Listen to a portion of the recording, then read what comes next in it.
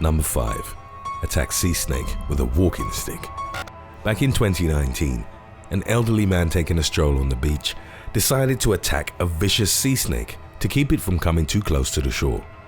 The strange situation was recorded and uploaded online. The man was an Australian native and the attack occurred in Queensland. Apparently, lifeguards had kept people from getting in the water because a sea snake had been spotted. The man didn't accept their warning and stepped into the sea until the water got to his waist. He began hitting the snake as hard as he could in order to scare it away. Authorities were quick to remark that this was incredibly reckless behavior.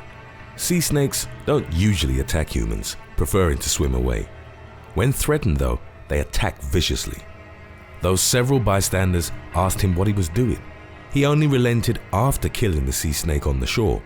The elderly man could get in trouble with the law since it's illegal to harm or kill native fauna. Several sea snake species are considered endangered. If the snake in question turns out to belong to this group, then he could face legal consequences. Today's featured fan shoutout is Instagram follower @savage1988. To appear in our next video, send us your pic rocking the latest merch from theywillkillyou.com and send it in to us on Instagram today.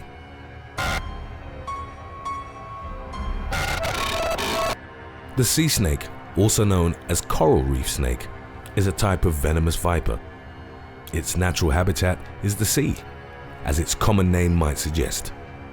This species is almost exclusively aquatic and cannot survive on land, with the exception of the genus Laticauda. Even so, the Laticauda has limited movement when out of the water. The sea snake's body is laterally compressed and possesses a paddle-like tail. This gives it a distinct eel-like appearance. In fact, these two species get mistaken for one another quite often. The sea snake can be classified into 69 different species, some more aggressive than others. Among these animal groups, scientists have found the most venomous snakes in the world. Most of the sea snake species grow somewhere between almost 4 to 5 feet long, though there are exceptions. The largest type is the Hydrophis spiralis, and adults can actually grow to be around 10 feet in length. The sea snake has a shorter tongue than its land counterpart. This is due to the fact that its olfactory function is more efficient underwater. Unlike the land snake, it can only stick out the tips of its forked tongue. Its nostrils are also unique. Natural evolution allowed it to grow a special tissue that keeps water out. As the sea snake doesn't have gills, it must rely on its lungs to breathe. However, it only needs to stay on the surface for 45 seconds before being able to submerge again. The sea snake can spend up to 2 hours underwater before needing to come up for air. Number 4. Peter Davis. Peter Davis was a big fishing aficionado. So much so that not even a sea snake bite would dampen his experience. During March of 2018, the man, a native of Darwin, Australia, had booked a fishing trip with a few of his friends. During the first day out at sea, he had an unfortunate encounter. Davis noted he'd gotten a snake tangled up on his rod. When he turned around to search for a pair of scissors, the sea snake launched at him. Though the wild animal managed to bite Davis on the hand, he decided not to cut his trip short. He'd soon realized the grave consequences of this decision. Hours later, he began feeling ill and his health deteriorated quickly. The fisherman felt his hand throbbing. He was rushed back to land, where he received some terrible news. He'd have to be hospitalized and might end up losing his finger. Fortunately, the doctors soon discovered the snake hadn't managed to inject any venom into Davis. His symptoms had actually come from an infection produced by the predator's teeth. The surgeon managed to save Davis from amputation. He ended up being released after a few days under medical care.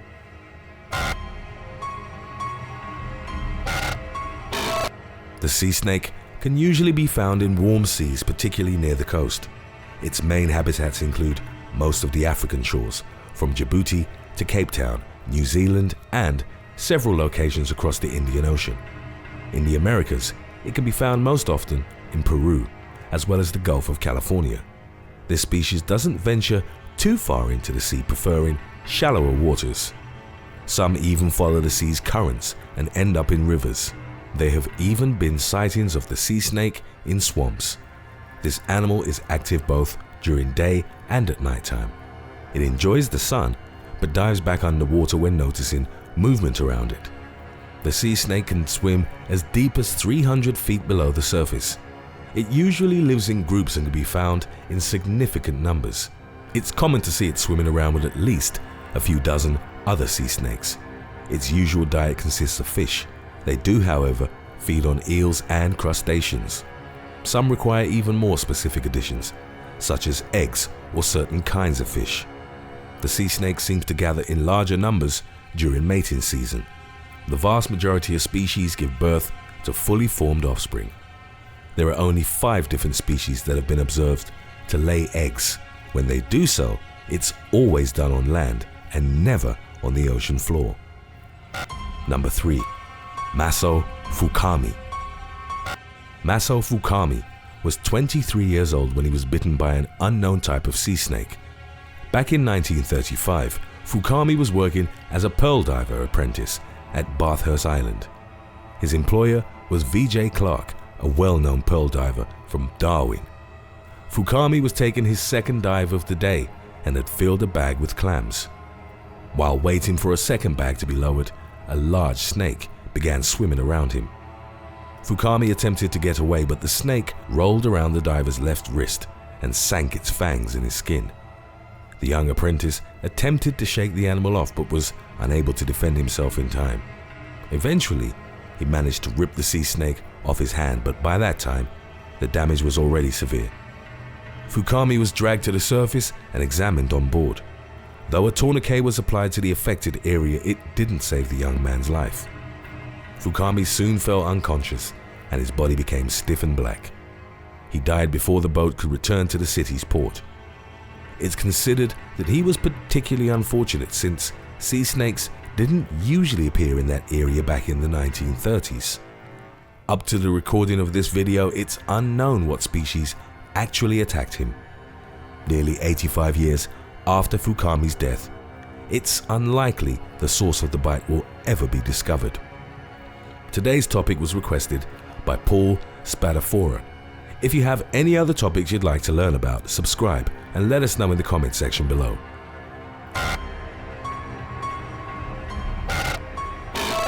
Most species of sea snakes are incredibly venomous.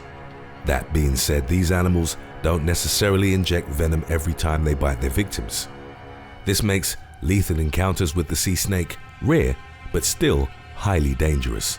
The Hydrophis platurus, a sea snake subspecies, is considered to possess a toxin more potent than any land snake. It tries to avoid contact with humans, but it will attack if feeling threatened. Usually its fangs aren't long enough to tear through swimming suits. Because of this, scrapes can be left behind, but no venom is injected. The problem is when the sea snake does bite, it's hard to realize something is wrong. Pain is rarely experienced during the first few hours after the attack. This means its victims might not know the danger they're in. There tends to be little swelling. However, a few hours after the bite, several symptoms begin to appear. The most common are headaches, thirst, sweating, and even vomiting. As the victim's condition worsens, the muscle tissue begins to break down and paralysis sets in. Over the following hours after the attack, all muscles will begin to ache. Stretching will become painful. The situation becomes dire when the victim's unable to swallow or breathe. Since sea snake bites are so rare, it's almost impossible to get antivenom in time. Number 2. James GRISMAN. James GRISMAN was just 8 years old when he was attacked by a deadly sea snake near the Sunshine Coast. The young boy was enjoying a day at the beach with his parents. It was hot near the sea, so he asked them if he could take a swim. His mother allowed him to enter the water but decided to remain vigilant. Rebecca GRISMAN was shocked to see something moving close to her son. Just a few minutes later, she shouted for him to swim away, but it was too late. A black and white snake was closing in, and before the child could react, it had already bitten his wrist. GRISMAN rushed out of the water with 2 noticeable puncture marks by his hand. He was bleeding, and his mother had to struggle not to panic as she knew how dangerous some species of sea snakes could be. The young mother's cell phone wasn't charged, and she was forced to run home in order to call an ambulance. The ambulance took only 7 minutes to arrive, which might have been the reason why the young GRISMAN boy managed to survive. He asked the doctors if he was going to die, but luck was on his side. He was kept under observation for 12 hours. The doctors were able to determine that GRISMAN had not been injected with any lethal venom. They suspect the snake was merely giving the child a warning bite.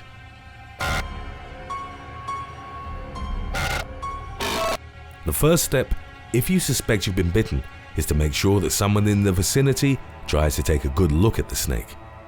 This will help doctors ensure that they treat you properly before the venom actually takes over. Since anti-venom against the sea snake is so rare, every minute counts. That being said, it's not a good idea to try and capture it, as it can continue to bite well after it's been killed. This occurs because of its long-lasting bite reflex. Since you won't experience pain during the attack, it's crucial to remain alert to other symptoms. If you experience intense joint or muscle pain, as well as dizziness or stiffness, it's a good idea to head to the ER. Vomiting, difficulty swallowing, and excessive drooling are other telltale signs that something is wrong. After being bitten by a sea snake, it's critical to remain in the hospital. This allows you to not only receive medication, but it's also the best move in case intubation or mechanical ventilation is required. Suction very rarely works correctly. It should only be considered if there's some kind of mechanical suction device in the vicinity. The best course of action, until emergency services arrive, is to immobilize the affected limb and apply a tourniquet. This will keep the venom from spreading in case it was actually injected during the attack. Number 1. Harry Evans. Harry Evans was following his life's dreams of traveling across the globe. The 23-year-old man enjoyed being constantly on the move. He was a backpacker who got different jobs at each destination in order to support his journeys. Unfortunately, a rough encounter with a sea snake cut his life short. He was working on a prawn trawler near the Gulf of Carpentaria back in October of 2019. He didn't wear any gloves while folding nets, which ultimately proved to be a fatal mistake. A sea snake had become tangled and it was desperate to break free. When Evan moved his hand too close to the trapped animal, it attacked viciously, biting the young man's finger. The ship's first mate was notified about the attack. Not knowing how dangerous the snake's bite had actually been, he didn't think too much of it. When Evans began feeling sick, a few hours later, he attempted to keep the bite victim from panicking. The first mate assured Evans he'd be fine. Moments later, he lost consciousness. Medical help was called, but it took them over 6 hours to reach the ship. By that time, Evans was convulsing, and there was nothing more that could be done to save him. He was the second recorded victim in Australia to die due to a sea snake attack in the last 90 years. Evans left behind no wife or children, but his mother was devastated to lose her only son. Thanks for watching. Would you rather swim in sea snake infested waters or give up the use of one of your senses? Let us know in the comments section below.